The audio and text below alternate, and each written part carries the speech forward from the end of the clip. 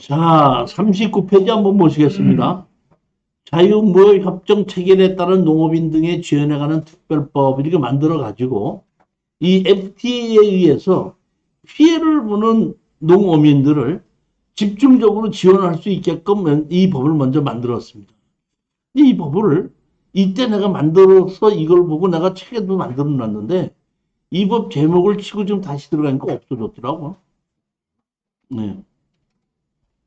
자, 보면은 자유무역협정 체계에 대한 새로운 법을 보자면은 여러 개가 만들어졌는데 이 법에 의해서 만들어진 것이 뭐냐면 농업 경영체 육성과 지원에 관한 법률 37페이지입니다. 도시와 농어촌 간의 교류 촉진에 관한 법률, 여성 농업인 육성법, 농어촌 정비법, 농어촌 마을주거 환경 개선 및 리모델링 촉진을 위한 특별법, 보면 농업인 등의 농해 소득 활동 지원에 관한 법률, 그 다음에 농업 및 농촌산업 기본법, 이런 거를 전부 다를 어떤다? 만들어 놓은 겁니다. 만들어 놨는데 38페이지 보십시오. 이 법이 만들어 놓은 걸 갖고 제가 자세히 봤습니다. 왜 만들었고 뭐 때문에 만들었는지 봤더니 자, 이 법을 만드는 것이 이런 내용입니다. 그러니까 이런 내용을 때문에 만들었다는 걸 알고 우리가 들어보시는 얘기 제일 처음에 보면 농지를 소유한 사람과 경작하는 사람을 구분해. 다시 말하면 정부에서 FTA에 의해서 농사를 짓는 사람을 지원하자는 것이지 농지를 소유한 사람을 지원하자는 건 아니라는 얘기예요. 다시 말하면 농지를 소유한 사람과 농사를 짓는 사람을 정확하게 어떠나 구분해 낸다 이런 얘기입니다. 그래서 농지를 합법적으로 소작농이 아닙니다. 소작의 의미가 아니라 농지를 합법적으로 임대해 줄 수 있는 길을 터놨습니다. 그렇게 해서 다시 말하면 농지를 소유한 사람이 혜택을 받는 것이 아니라 빌려서라도 농사를 짓는 사람에게 혜택을 주자 이런 얘기입니다. 즉 다시 말하면 예전에 농지원부를 만들려면은 농지를 소유한 사람만이 농지원부를 만들 수 있었는데 지금은 농지를 임대해서 임대차 계약서를 가지고 가서 내가 농사를 짓는 사람이라고 해도 농지원부 만들어준다 이런 얘기입니다. 그러니까 정부의 정책이 농지를 소유한 사람에게 준다는 것이 아니라 농사를 경작하는 사람을 지원해준다. 구분해내겠다 이런 얘기입니다. 두 번째입니다. 농업 경작을 대규모로 유도해 가능한 생산 원가를 낮춘다 이런 얘기입니다.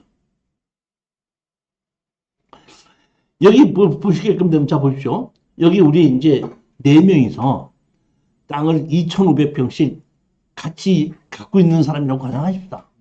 그러면 4명이서 같이 갖고 있는데 한 사람이 농기계 가지고 지면은 쉽게 질 수 있겠죠. 10,000평을. 네. 그러다 보니까 내가 갖고 있는 농지를 빌려주는 거예요. 당신 쓰십시오. 당신 딱 합의해갖고. 그러니까 한 사람이 빌려갖고 기계로 농사를 한꺼번에 짓게 해서 생산 원가를 들어간다 가능한 낮추게끔 만든다 이런 얘기죠. 그러니까 반드시 농사 주인이 자기가 직접 농사를 지어야 된다는 개념을 가지고서는 땅이 넓은 곳에서 농사를 짓는 사람들하고는 경쟁이 안 되잖아요. 예를 들어 봅시다. 한우 잘 드세요? 11월 1일이 뭐 한우의 날이라며. 11월 1일이 한우 먹는 날이라고, 한우의 날이라고 정해진 거 아니에요? 아니, 한우 날을 몰라서 못 먹는 거야? 돈이 없어서 못 먹는 거야? 자, 보시면은, 한우가 비싼데, 농사를 많이 짓는 사람이라고 소 한 20마리, 100마리 짓는 농사를 많이 짓는 사람이죠. 소 농사를. 그러면 거기 농사 소를 기르는 사람이 어떤 놈이 사료를 잘 먹나 안 먹나 보고 검토도 이렇게 살펴가면서 기르거든요. 뉴질랜드 가면은 이놈 소를 한 몇천 마리 풀어놓고 기르는데 늘어났는지 줄어났는지도 몰라.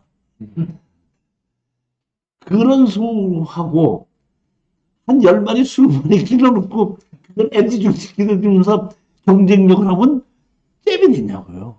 안 되죠, 뭐. 그러니까 어차피 이 잽이 안 되다 보니까 가능한 한 생산 원가를 더 낮추게끔 하자 이런 얘기고, 세 번째는 뭐냐면은 경쟁력으로는 안 되다 보니까 수준을 높이자 이런 얘기거든요.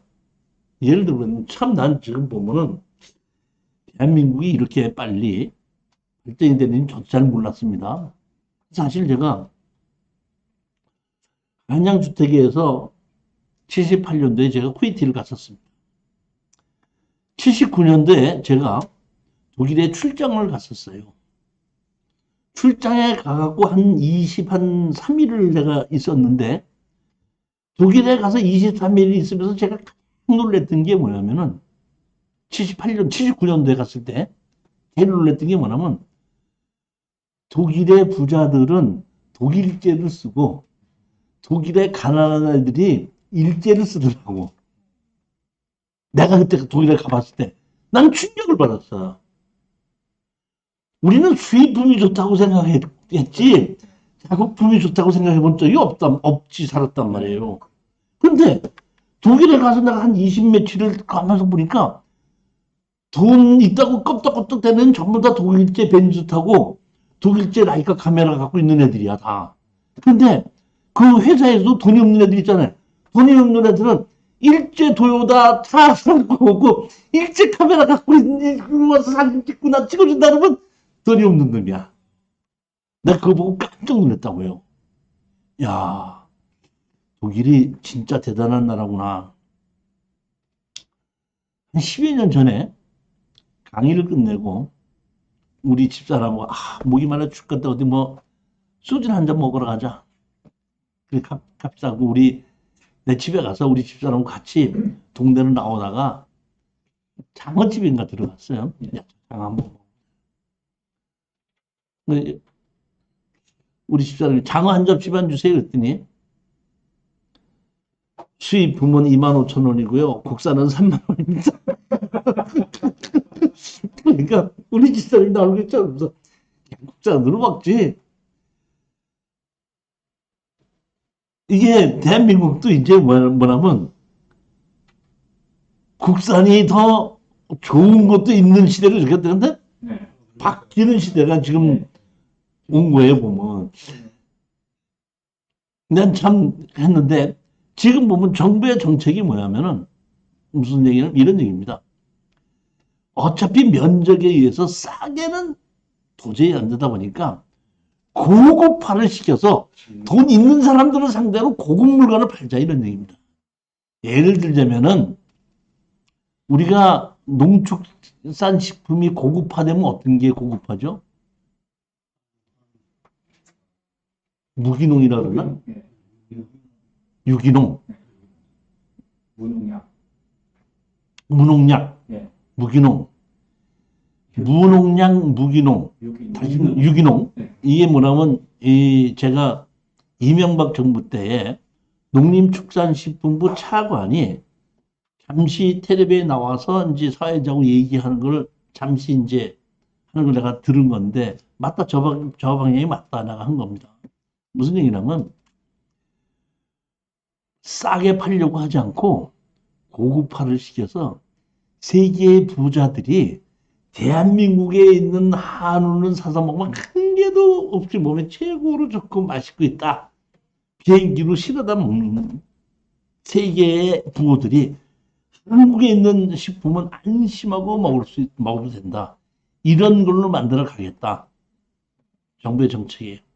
그러다 보니까 지금 유기농으로 농사를 짓는 데는 신고를 받고 유기농으로 농사를 짓고 있으면 공무원들이 가서 체크합니다. 진짜 농약 친 게 있나 없나? 또 이렇게 농약을 쳤느냐, 비료는 어떤 걸 사용했냐, 이런 식으로 하고, 그거를 제품화해갖고, 지금 뭐 쌀도 뭐 강화쌀, 뭐 여주쌀, 뭐 이런 식으로 뭐 나오는 것이 그런 식으로 관리를 해서 품질을 높이자. 지금 정부의 정책이 그런 식으로 바뀌고 있다는 거예요. 농업 정책도. 그 다음이 고령화 농업인 조기 은퇴. 아니 나이가 먹는 것도 억울해서 죽겠는데 농사도 못 짓게 만든 말이야 이게 지금.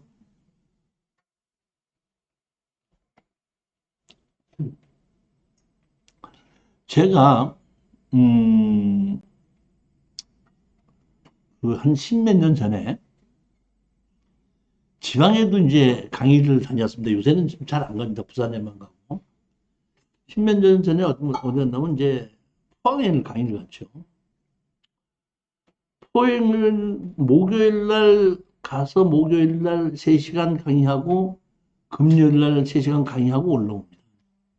하룻밤 자는 거죠. 이틀. 그러니까 최소한 이틀은 해야지 이제 수강료가 조금 돈이 되다 보니까. 목요일 날 저녁에 가서 강의하고 나면은 금요일 날 아침서부터 저녁 7시까지 할 일이 없어. 뭘 해? 그럼 뭐 할까 하다가 차는 가지고 갔으니까 포항에서 한 3, 40km만 가면 경주예요. 내가 경주 구경 좀 가야 되겠다고 경주를 구경 간 겁니다. 차를 세워놓고 이제 유적으로 돌아다니는데 어떤 분이 내가 이렇게 끼욱끼욱 걸어서 보러 가니까 어떤 분이 오시더니 나한테다가 나이 드신 분이에요. 혼자 오셨어요? 그러더라고요. 아, 예, 그런데 어떻게 혼자 또 오셨습니까? 제가 여기 관광 안내원인데 뭐 혼자 오셨다고 하더라도 제가 좀 안내 좀 해드릴까요? 돈 받는가 봤더니 돈 안 받는 없더라고. 그럼 좀 해주시죠. 그랬더니 알았습니다. 그러더니 일로 오십시오. 그러면 일로 쭉 하더니 이능으로 말씀드릴 것 같으면 무슨 세대 어떻게 되고 뭐 왕이 어떻게 해서 뭐 그 아이를 어떻게 됐고 누구 어떻게 갖고 이제 죽었고 여기 있는 겁니다. 역사를 얘기해 주거든요. 능만 본 거하고 그 어떤 왕이 어떤 일을 했었고 어떤 했었는데 어떻게 하다가 죽었고 여기가 있다. 얘기를 들으면서 보니까 아주 좋더만. 그 보는 게 더 다르더라고요.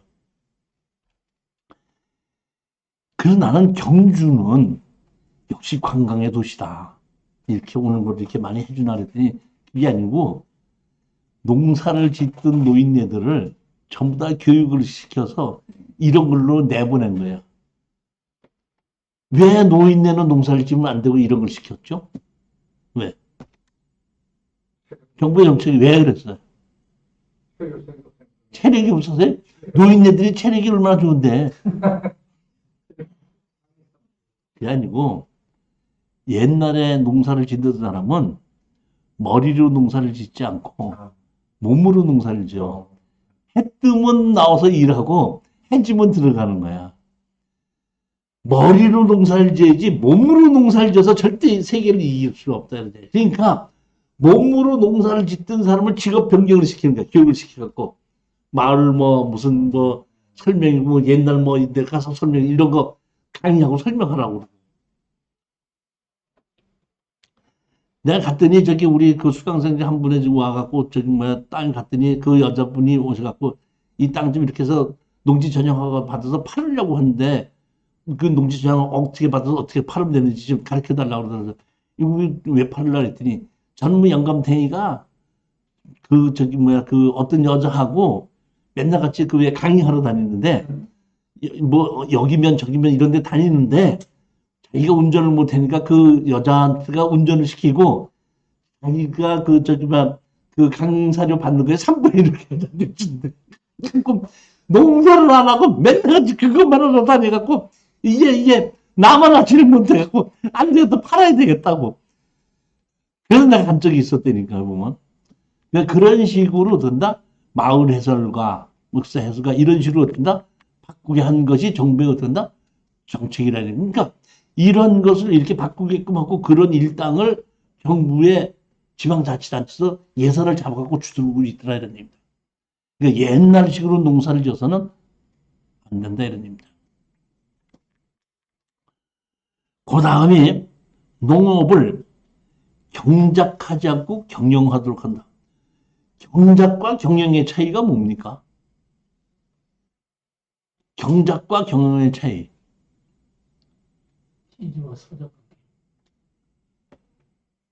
경작은 내가 짓는 거고, 경영은 나는 머리를 써서 이거 심어, 이렇게 그어줘, 이렇게 해. 이렇게 지시라도 회사를 만드는 거야, 회사. 그러니까 개념이 농사를 짓는 것은 옛날에 내 몸으로 농사를 짓던 거에서 기계를 쓰고 머리를 쓰는 걸로 어떤다? 바꾸게끔 한다. 그러니까 농업을 뭘 하지 않고 경작하지 않고 경영하도록 한다. 자, 보십시오. 이것도 한 20여 년 전 얘기입니다.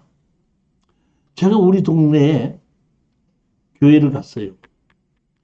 조그만 동네에 뭐 교인이 한 30여 명 정도 모이는 교회인데, 교회를 가까 예배가 끝나고 나니까 이제 같이 모여서 점심 식사를 했죠. 점심 식사를 하고 나니까 우리 여자 집사님이 한 분이 그때 여기 집사님들 이번 금요일 날 우리 상추밭 내가 갈아엎을 거거든. 혹시 상추 필요하신 분이 있으면 금요일 날 전에 와서 마음대로 든다? 뜯어가. 아니, 실컷 길어놓고 왜 뜯어가래? 실컷 길어놓고 왜 뜯어가래? 교회 다니니까 마음이 좋아서 그런 거야? 왜 그래? 왜 뜯어가래? 다시 말하면 그게 포화 상태가 돼서 뜯어서 팔아봐야 인건비가 안 나온다 이런 얘기, 포기한다 이런 얘기. 그럼 그 손해를 누가 봐요? 농민은. 그러니까 자기가 아침에 일어나서 저녁 때까지 한 달, 두 달 일한 게 다 날아가는 순간이 그거예요. 이렇게 해서는, 이런 식으로 돼서는 대한민국의 농업인이 부자가 될 수 없다는 겁니다. 이런 내용입니다. 이제 이렇게 하는 겁니다. 자, 보십시오. 이분이 어떻게 하면 자기가 농사 짓던 거를 농업회사한테다가 어떤다? 빌려줍니다. 그럼 자기 농지를 합법적으로 빌려줬으니까 어떤다? 받죠. 농지 빌려준 거 받습니다. 그 다음에 어떻게 하냐면 이분이 여기 농지 짓는 게 아침 7시 반서부터 5시 반까지 일하거든요. 그 회사에 자기 농지 빌려주고 거기 출근해. 그 출근부터 장 찍어. 그리고 어떻게 한다? 일하고 점심시간에 점심 먹어. 또 일해. 퇴근 시간에 오는 거야. 그리고 상추가 올라가든지 말든지 되든지 안 되든지 상관하지 않고 포구가 어딘지 어딘지 사지 않고 뭐 받아? 월급 받는 거야. 땅 빌려줘서 임대소득 받고 뭐하고? 월급 받고. 이런 식으로 든다? 바꾼다 이런 게. 그렇기 때문에 법에서 뭐라면 농업법인 회사를 만들어서 회사로 경영할 수 있도록 만들어서 그걸 어떠나 빌려서 농사를 지을 수 있게끔 법을 만드는 것이 뭐야 보면 농업법인이라는 만들어진 것이 그때부터 만들어지기 시작합니다. 개인이 경작하지 말고 회사가 경영을 해라. 개인 간의 임대차는 인정이 안 돼요. 개인 간의 임대차도 지금 인정이 되게끔 좀 나와 있어요. 조금 보면은 또 법이 개정돼 갖고 농지 임대차 보호법 해갖고 예. 주택 임대차 보호법과 마찬가지로 농지 임대차 보호법이 있습니다. 주택 임대차 보호법은 지금 몇 년이죠? 4년이요? 몇 년? 2년에서 2년 연장이 4년 아닙니까? 나는 그걸 만드는 것도 참 내가 보면 또 이게 정치 얘기가 아니라 정책 얘기입니다. 우리 수강생이 집을 낙찰 받았어. 팔아야 돼. 그럼 안 팔리면 전세를 줘야 돼? 버텨야 돼? 그 전세락도 주지. 전세 주면 못 팔아요. 못 파는 거야, 그거. 못 파는 거, 안 나온다면 못 파는 거 아니에요. 그러니까, 낙찰을 받고도 전세를 못 줘. 그러니까 전세값이 올라가는 거야. 그러니까 전세 대출 안 해준다는 거야. 그래갖고 어떤다? 반원 전세로 들어가네. 나는 이런 정책을 잘 모르는 거야. 머리를 안 쓰는 거야. 모르기도 하고 본 사람들 표를 얻어. 난 진짜로 이해가 안 가는 게, 아까 난 제가 요소수부터가 문제야. 아, 요소수를 매점 매석하는 걸 막아야 돼. 얼른 수입을 해와가지고 빨리빨리 모든 자동차들이 움직일 수 있게끔 하는 게 맞는 거야. 아니, 정부에서는 내가 만약에 책임자라 그러면, 야, 요소수 어디서 있는지 급히 알아보고 지금 살 수 있는 어디 나라에서 어떻게 살 수 있느냐, 얼마에 살 수 있느냐, 우리가 지금 재고량이 얼마 있느냐, 그럼 어떤데?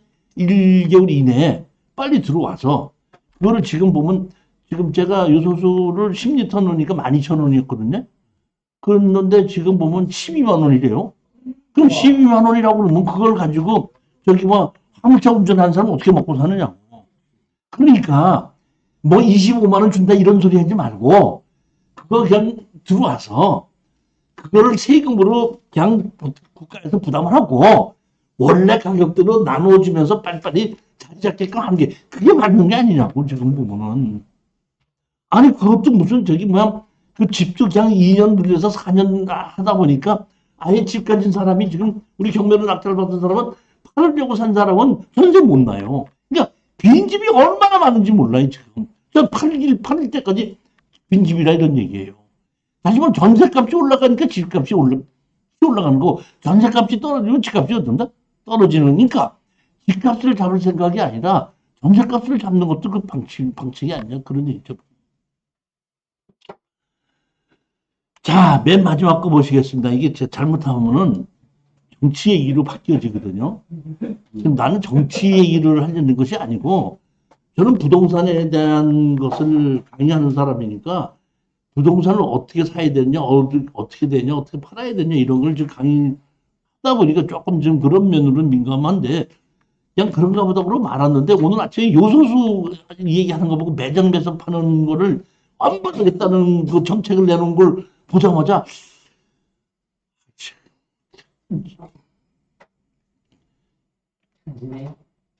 요소수를 매점 매석하지 말라고 뭐 그러면 매점 매석 안 해가지고 화물차가 못 다니면 그건 매점 매석 안 했으니까 괜찮은 거야?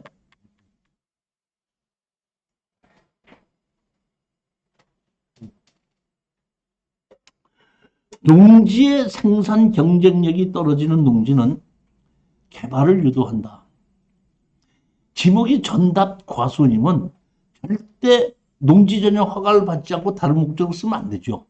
무조건 농사를 또 지어야 되죠.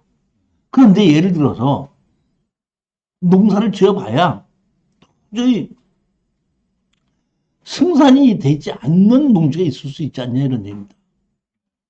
이걸 그냥 전답 과수원이라고 묶어두는 것은 너무하다 보니까 정부에서 어떻게 했냐면 경사도가 15도 이상 되는 농지, 농기계가 못 들어가는 농지, 3헥타르 미만의 작은 농지가 있죠.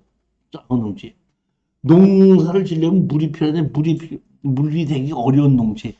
이런 농지는 영농여건 분리 농지로 지정이 돼서 농사를 안 줘도 괜찮다 이런 얘기거든요. 자, 내가 영농여건 분리 농지더라고요. 보면.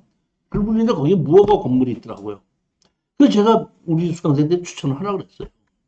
추천했어요. 낙찰 받았어요. 농지증 해줘요, 안 해줘요? 농지증 필요 없나? 필요. 아니, 다시 말하면, 지금 농지증의 조건이 뭐라 그랬죠? 영농 계획서죠. 근데 영농여건 분리 농지는 농사를 안 줘도 되죠. 그럼 영농 계획서가 필요 없죠. 그런데 거기에 불법 건물이 있으니까 못 해주겠다. 이런 담당의 공무원들이 있다 이런 얘기예요, 지금. 그러니까 그 담당 공무원이 모르는 거야? 내가 지금 잘못하는 거야? 내가 지금 잘못 알고 있는 거야? 아니, 그러니까 내가 지금 그런 경우에 불법 건축물이 있으니까 농지인데 불법 건축물이 있으니까 농지증 안 해주는 게 당연히 맞는 거고 내가 틀리는 거야? 아니면 영농여건 분리 농지로 됐으니까 농사를 안 줘도 되는 농지다 보니까 영농 계획서가 필요 없이 농지증을 해줘야 되는 것이 맞지 않느냐? 내 얘기가 맞는 거야? 그 공무원 얘기가 맞는 거야?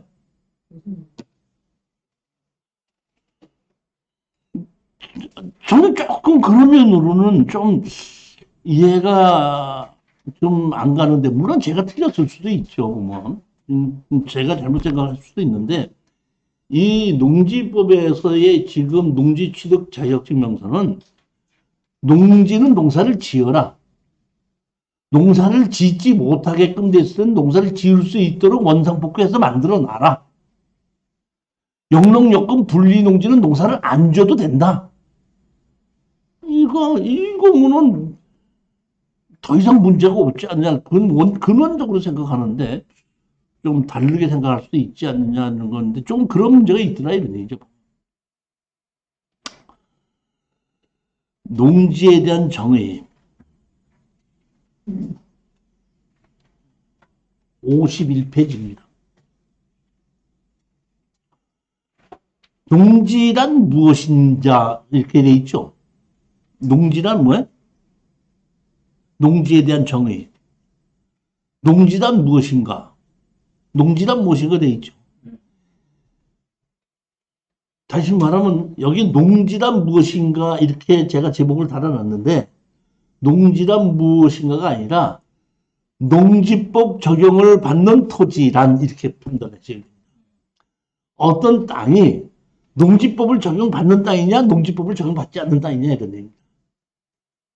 그러니까 농지란 무엇인가 이렇게 생각하지 마시고, 농지법을 적용받는 땅은 어떤 땅은 농지법을 적용받는가, 그걸 보시면 그렇게 알아두셔야 된다는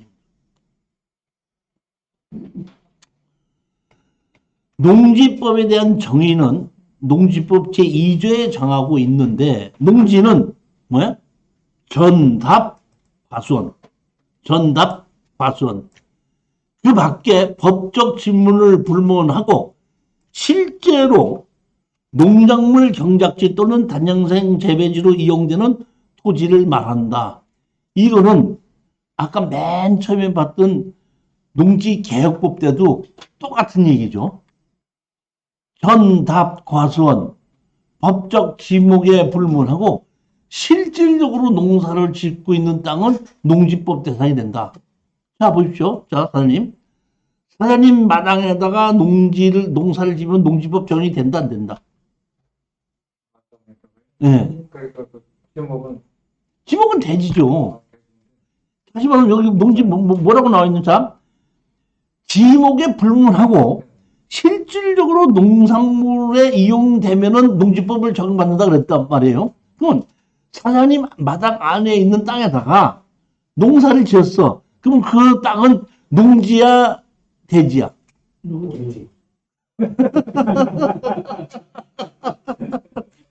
농지야, 대지야? 요새 지금 농지.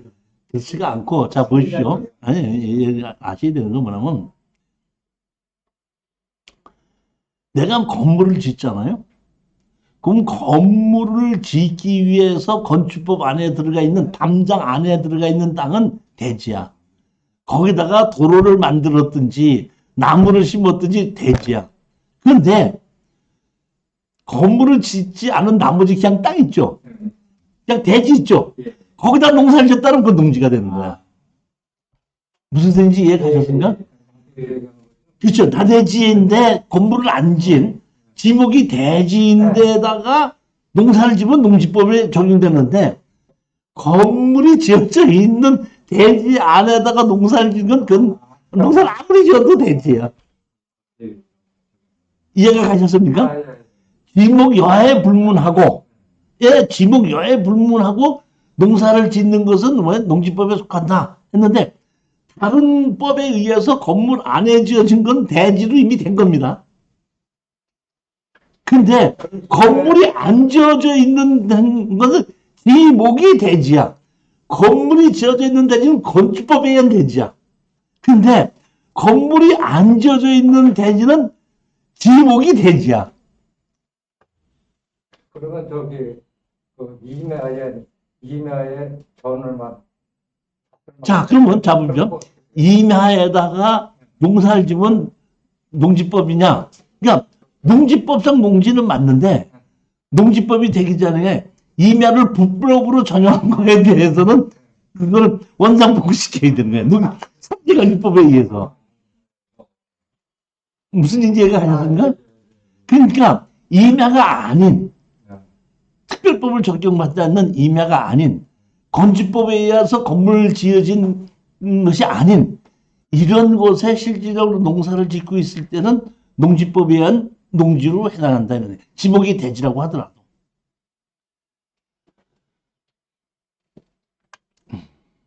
충분히 이해가 가셨죠? 아, 예. 농지라는 말은 등기부상이라는 표시는 안 되죠. 등기부상관에서는 전답 과손으로 되어 있죠. 전답 과손은 농지법을 적용받는 땅이다 이렇게 되는 거죠. 근데 전을 답으로 바꿔주십시오. 바꿔준다 이런 얘기예요. 전을 과손으로 바꿔준다 이런 얘기예요. 그래서 실질적으로 그렇게 만들어놨으면 그 어떤 분이 저기 수강생 중에서 저한테다가 답인데 이걸 전으로 바꾸고 싶은데 어떤 방법을 써야지 됩니까? 이렇게 나한테 물어보시는 분 많아요. 저는 답에다가 예를 들어서 그 답이 좀 깊잖아요. 조금. 그 전개 홀 갖다 붙고 그러면 이제 그 전에 그 정도 가고 양어장 만들게 그런 거 만든다 그러면 그게 그것도 허가 개발행위 허가 대상은 되죠. 양어장이니까. 전답 과수원은 똑같은 거기 때문에 허가를 안 받고 되는데 양어장은 다르잖아요. 그 지목이 바뀌잖아요. 그러니까 농지법에 의한 것이 아니고 양어장은 양어장이잖아요. 그러니까 그건 개발행위 허가를 받아야 되는 거죠. 근데 답인데 저 같은 경우에는 그 답이 한 2,000평이 있었거든요. 아까 제가 얘기했던 그 저기 뭐야 그왜 농사를 안 짓는다고 했던 그 학생이 농사를 지었는데 농사 그때 막 짓기 전이거든요. 모내기 하기 전 2월 달인가?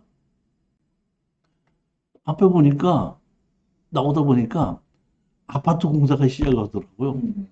땅을 파내더라고.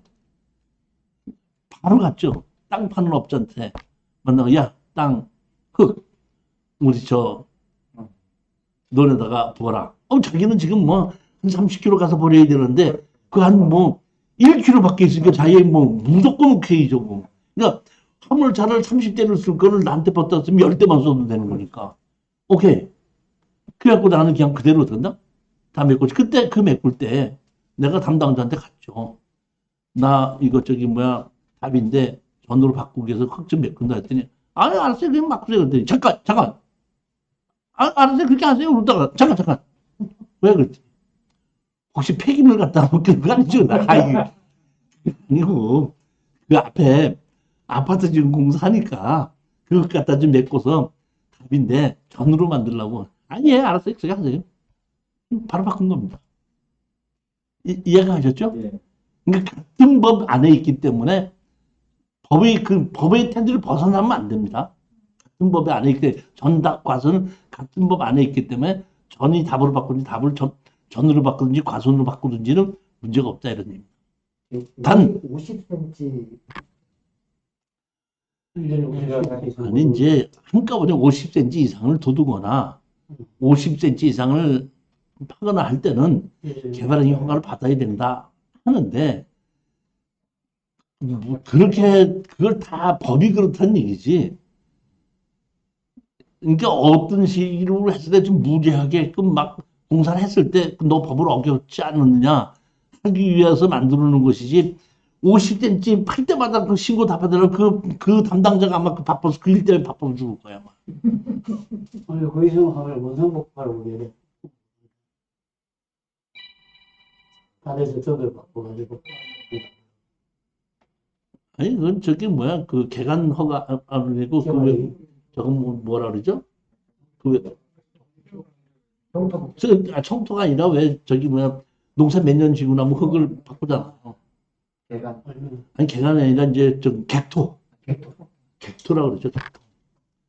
근데 지금 지금 그 법이 다 그렇다는 것이 아니라 그 담당자가 성격이 희한한 담당자는 그런 담당자가 있어요.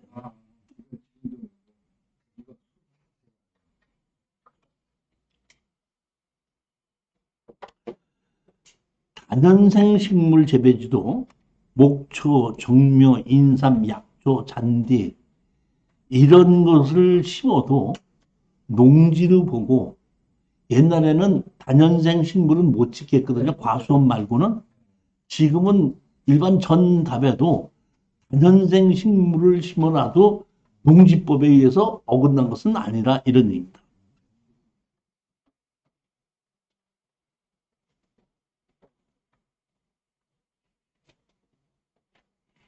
아니, 좀 적어서 그랬거든. 인동사가 써있잖아.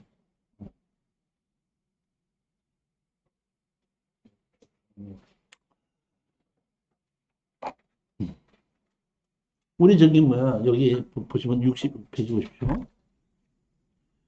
농지는 지적법에 의한 전답, 과수원 등 세 가지 지목을 일컫는다. 하지만 1974년에 농지보전과 이용에 관한 법률이 제정되기 이전에 해당 토지가 농지 외에 다른 용도로 사용된 것이 입증된다면 현재의 농지법에 따른 농지에 해당하지 않는다 해서 반려증을 해줘야 된다 이런 얘기인데 지금 우리 저기 여기 이 여자분이 네. 농지증을 받는 걸 가지고 지금 힘들어해요. 지금 며칠째. 이게 뭐냐면은 이런 겁니다. 담당자의 주장이 이런 거예요. 지목이 전으로 돼 있는데 건축물 관리장은 있습니다. 그럼 건축물 관리장이 있으니까 당연히 저기 뭐야 그 농지법상 농지에 해당하지 않죠. 예, 지목 변경하지 않았으니까. 그런데 그 담당자의 주장은 뭐냐면은 이런 주장이야. 현재 있는 건물과 그 건축물 관리장 있는 건물이 다르다 이거든 이게. 다르거나 안 다르거나 상관없이 옛날에도 현 건물이 다르기 전에 같은 건물을 지었으니까 건축물 관리장이 만들어줬겠죠. 그럼 현재 건물이 달라도 그때부터 그거는 왜 농지법의 농지가 아니다 이러는 게. 그런데 지금 담당자 얘기는 뭐냐면 현재 있는 건물하고 건축물 과정에 있는 건물하고 다르니까 농지법의 농지니까 반려증 못 해준다. 이렇게 우기고 그럼 행정소송을 해야 된다 그랬더니 아무것도 못 해준다. 그러니까 우리 행정소송 맡기려고 하니까 행정소송은 뭐가 있어야지 거기에 대해서 이렇게 하면 안 되지 않냐. 행정소송이니까 행정소송도 못하게끔 하고 아무것도 해주지 않고 그냥 주말 농장으로 쓴다 그러면 여기 부분은 건물이 없는 부분 해주겠다. 이렇게 담당자가 우기고 있다 이런 얘기죠. 보면. 자, 이 사람이 농지법을 모르는 사람이에요? 아니면 현재 건물 주인 편을 들고 있는 거예요? 물질 편을 들어서 이거 저거 못하게 등기 못하게 하는 모르는 둘다 같아? 또 둘 다 같아. 이대로 아니 그래서 더더군다나 국토지리정보원과 갖고 항공사진 때는 66년도에 항공사진에 집이 있는 거야. 그 집하고 지금 집하고 다르다고 해서 또 안 내준다 이거야. 그러면 항공 촬영도 몇 년도? 아니 그 보면은 1973년도인데 69년도 사진이 있고 66년도 사진인데 66년도 사진은 전국에 있는 거 거진 다 있어요. 67년도 사진도 거진 있고 71년도나 이럴 때 사진은 그 전국이 다 있지 않기 때문에 내가 원하는 지역에 항공사진이 없을 수가 있어요. 근데 67년도, 그러니까 69년도 사진이 있고 66년도 사진이 있는데 69년도 사진은 상태가 나빠서 집인지 아닌지 잘 몰라. 근데 66년도 사진은 내가 보기에는 정확하게 그 촬영 기술을 외국에서 수입해 온 것 같아. 그래서 아주 정확하게 나와요. 근데 69년도 거는 국산될 것 같아. 그 당시에. 그래가지고 그 당시 항공사진이 조금만 하면 집인지 아닌지 잘 모르기 때문에 제일 지금 보기 쉽고 할 수 있는 게 66년도 사진이야. 66년도에 보면. 그럼 66년도에 항공사진이 있으면은 현재 집이고 있든 맞든지 틀리든지 간에 사진이 있으면 농지법상 농지에 해당하지 아니함이잖아. 근데 그 집하고 현 집하고 또 다르다고 안 해주는 거야. 이 사람이 농지법을 모르는 것 같아? 안 해주려고 그러는 것 같아? 안 해주고 그 앞에 길이 포장돼 있습니다. 그러니까 옛날에는 포장이 안 돼 있어요. 지금 이제 포장돼 있어서 농지가 전혀 아니다. 하여튼, 그러니까, 저 보면은, 먼저 이 정부가 제대로 되려면 말단 그 공무원서부터 있는 사람들이 바뀌어야 돼요. 지목이 도로로 돼인데도 사용승낙서 받으라고 우기지를 않나. 뭐 하는 이 엄청난 것이 지금 많거든요. 농지 취득 자격증이 옛날에 엄청났습니다. 이 산업계가 이거 갖고 먹고 살았습니다. 근데 제가 거의 지금 100여 건 이상을 행정소송을 했거든요. 그래갖고 행정소송해서 한 개가 졌어요. 행정심판으로 한 개만 지고 나머지는 행정심판으로 행정소송에서 다 이겼습니다.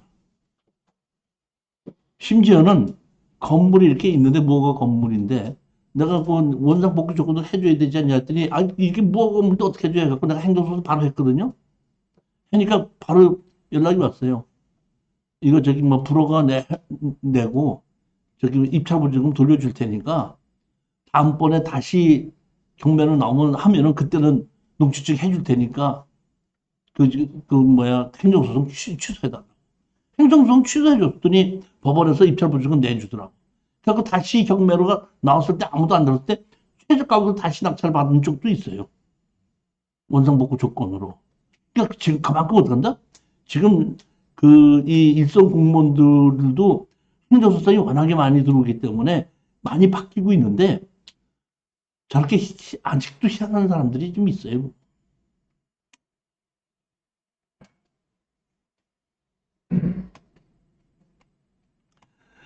해당 농지가 1973년도 이전에 건축물이 있었음을 증명할 때는 어떤다? 두 가지로 보는데 제가 이제 처음에 이게 항공사진을 보여주고 74년도 60몇 년도에 있어가지고 제가 면사무소 담당자한테 보여줬어요. 그때 면사무소 담당자가 항공사진만 봐갖고는 정확하게 잘 모르겠으니까 그걸 보더니 바로 자기가 그 무허가 건물 대장 그걸 보더라고요. 이렇게 보더니 여기 무허가 건물 대장에 몇 년서부터 이 무허가 건물 대장이 있네요. 그래서 이건 농지법상 농지가 아니기 때문에 해드리겠습니다. 그래서 이제 내가 그거 좀 봅시다 그랬더니 이런 거는 외부인들은 보시는 게 아닙니다. 저희들이 이 서류를 해줄 때 확인하느라고 보는 겁니다. 하는데 1973년도 그 1월 1일 이전서부터 무허가 건물관리대장이 올라가 있을 때 그때도 농지법상 농지가 아니고 항공사진이 있을 때도 농지법상 농지가 아닌 겁니다. 두 개 봅니다. 근데 좀 보면은 집에서 이제 항공사진을 볼 수도 있는데 항공세 그러니까 국토지리정보원의 도장이 몇 년도에 항공사진이라고 도장이 직인이 찍혀야지 법률적으로 인정을 받기 때문에 수원에 있는 국토지리정보원에서 국토지리정보원에서 도장을 찍혀준 걸 갖다가 제출해야지 인정을 해주는 게 맞습니다.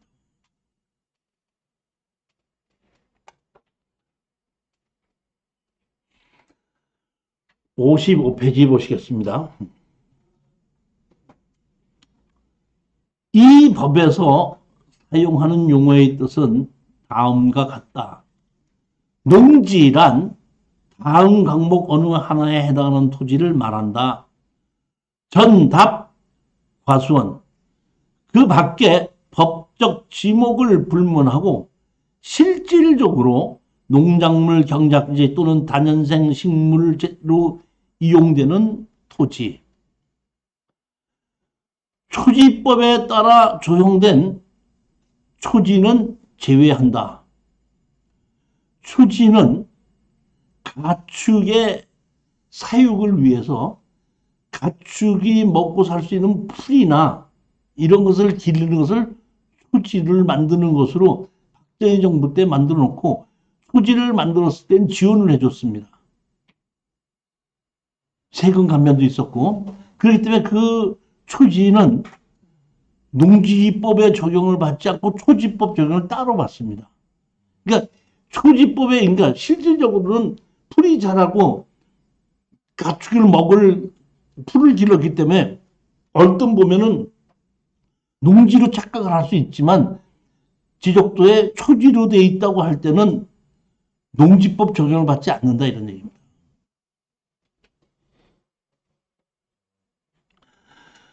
그 다음에 감옥의 토지 개량 시설과 감옥의 토지에 설치하는 농축산물 생산 시설로서 대통령령으로 정하는 시설의 부지.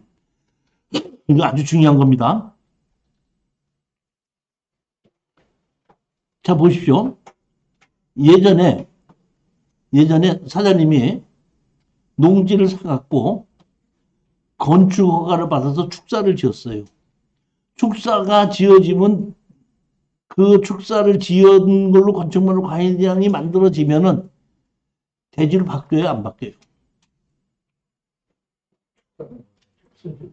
예전에는 대지를 바뀌었습니다. 지금은 농축산물 생산시설로서 농산물을 생산하기 위한 건물을 지었을 때도 그대로 된다? 농지를 본다는 겁니다.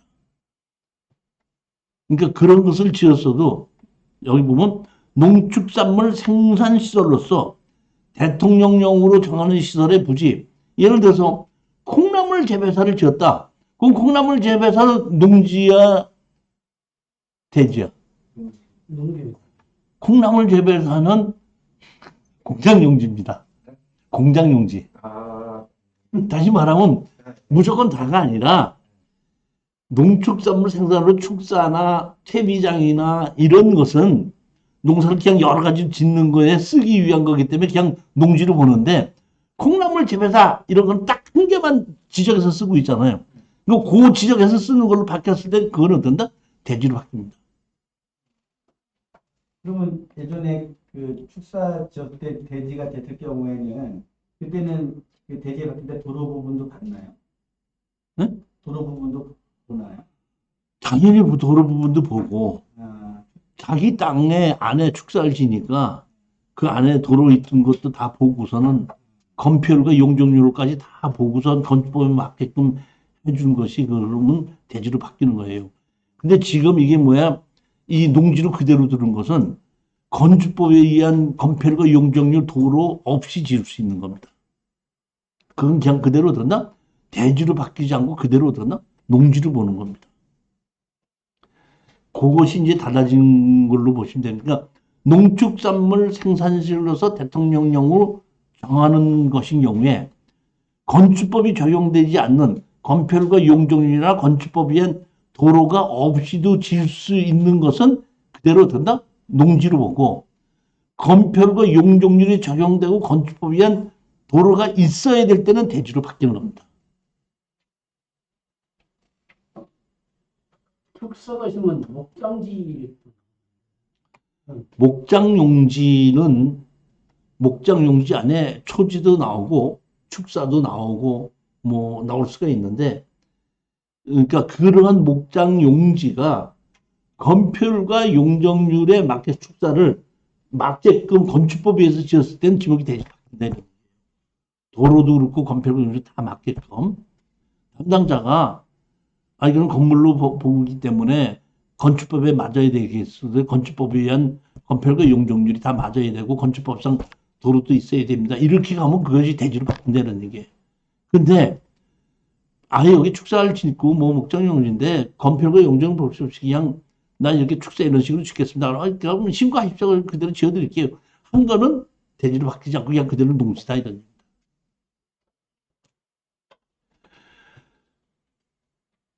축사는 어쨌든 신고를 해야 되네요.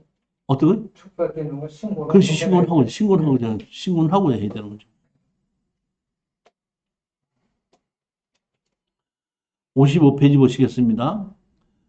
농지의 범위 해갖고 단연생 식물 재배질환, 목초, 종명, 인삼, 약초, 잔디, 과수, 뽕나무, 유실수, 조경 또는 관상용 수목과 그 묘목 이런 걸 심어놔도 전부 다 뭘로 본다?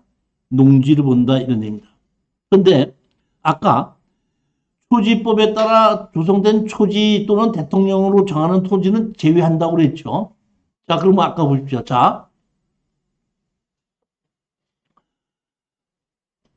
지목이 임야인데 밤나무가 많이 심어져 있다고 가정합시다. 한 10년 동안 자라서 밤이 잔뜩 열리는 밤나무가 있는 임야가 있으면 그거는 아까 유실수, 과수 유실수는 어떤다? 심을 수 있다 그랬죠. 그러면 임야에다가 밤나무를 심어 놓으면 그거는 농지로 봐요, 임야로 봐요? 용지들. 농지로 보죠. 그러니까 여기 보면 대통령으로 정하는 토지라는 때 지목이 임야인 경우에 형지를 변경하지 않고 유실수를 심어도 그건 임야로 농지로 보지 않는다 이런 거. 그 다음에 지목 여하에 불구하고 농사를 짓고 있으면은 농지보를 본다 그랬죠. 네. 근데 그 농사를 진 기간이 3년 이상일 때만 농지로 보고 3년이 안 지었을 때는 농지로 보지 않는다 이런 얘기입니다.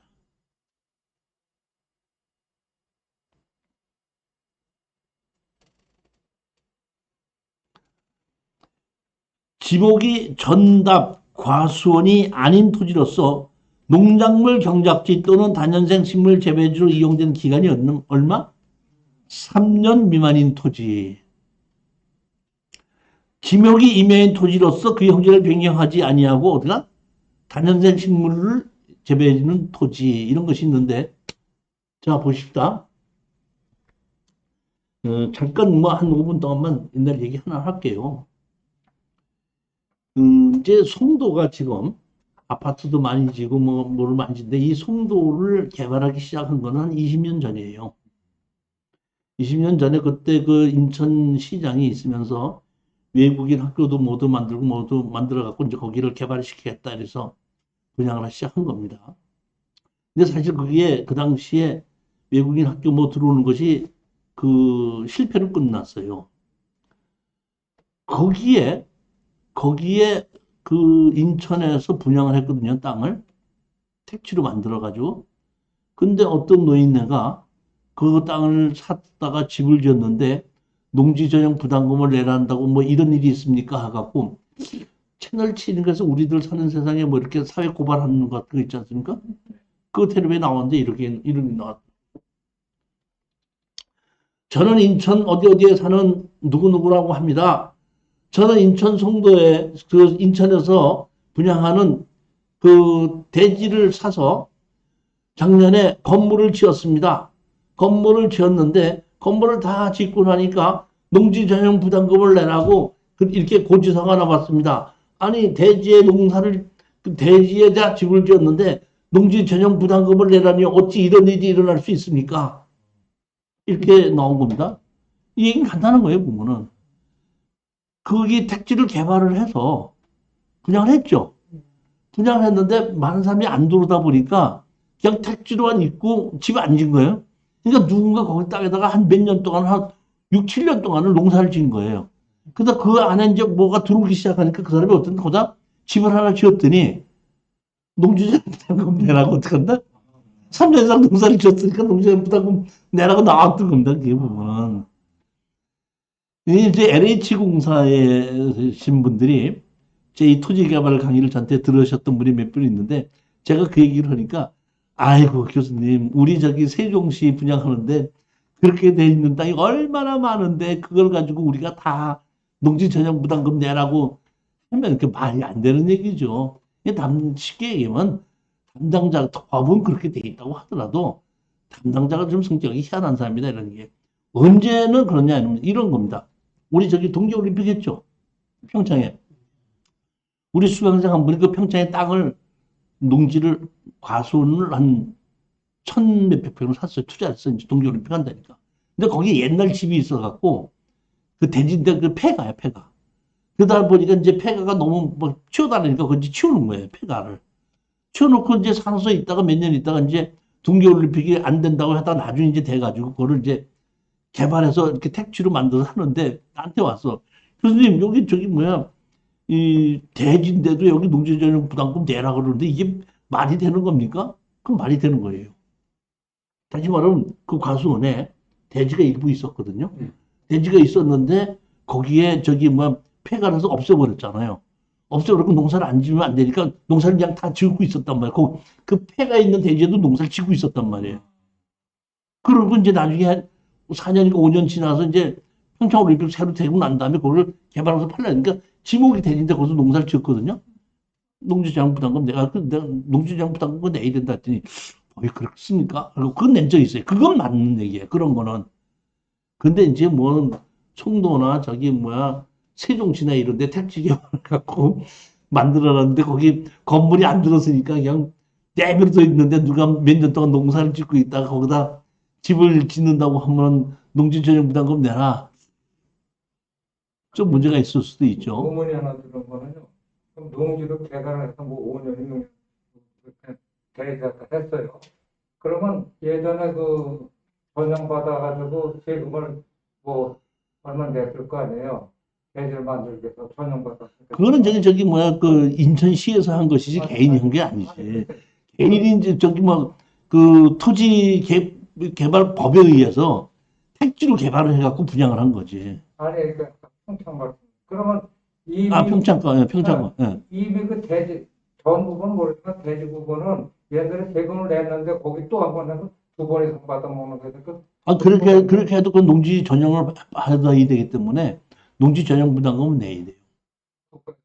세금 받아먹는 거. 아니, 이제 대지로 했다고 하더라도 세금을 낼 때는 지목으로 돈을 많이 낼 때 세금 낼 때는 대지로 받고 그걸 전용할 때는 농지 전용 부담금 받고 세금 받는 거죠. 그렇게 하는 거기 때문에 자, 지금은 보면 오늘은 이 농지에 대해서 입문이기 때문에 법이 어떻게 됐고 흘러온 게 어떻게 됐고 어떤가 했는데 이제 그 다음 주서부터는 실전 사례고 제일 마지막에 이제 실전 사례가 농지 갖고 돈 버는 건 딱 하나입니다. 뭐예요? 농지 갖고 돈 버는 건 딱 하나예요. 네. 거기에 불법 건축물이 뭔가 있어 갖고 농지 취득 자격증서 안 해준다고 하는 거야. 담당자가 절대 안 해준다고 하는 거야.